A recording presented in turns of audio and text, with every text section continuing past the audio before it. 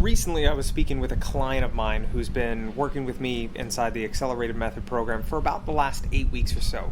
He's a high-level executive at a Fortune 100 company, and he's made many strides throughout the program. Number one, he's lost up to about 14 pounds now. His energy is through the roof, and he said he's just much more calm and more patient and understanding, rather than snappy and irritable, especially not only on the work front but also on the home front. Anyways. Another win that he was sharing, aside from those things, was he was saying, Logan, anytime that I ever did a program in the past, I found myself that if I couldn't do it everything to plan, especially like within the workouts, that he wouldn't do it at all.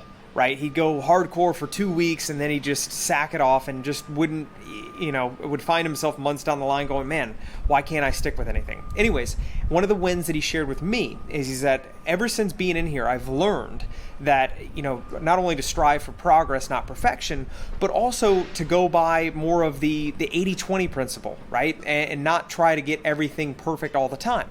And so what he was saying was on the mornings that he's found out, that where he's found that he's just missed his workout, right? He's just been time crunched, and for whatever reason, he couldn't get it in that day.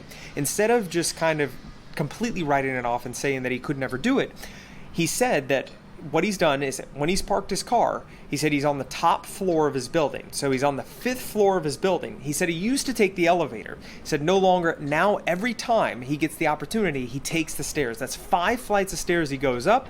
And then when he takes breaks in between board meetings and other things, he'll go another 5 flights down. So he does that constantly. And he said that's why, I've been looking at his steps as well, as like you're mastering the step game. His steps are through the roof because he's finding that he's giving himself more opportunity to move, and not just, if he missed one workout, that he's beating himself up or he's writing everything off. So my whole point in sharing this with you is I understand that all the clients that I work with, sometimes it can be easy that when you miss something, especially if you're on a streak, whether it's a workout or anything, to just say write it off completely. But what I share with my clients and what I want to share with you is something to consider is work with what you have, with where you are, with what you've got.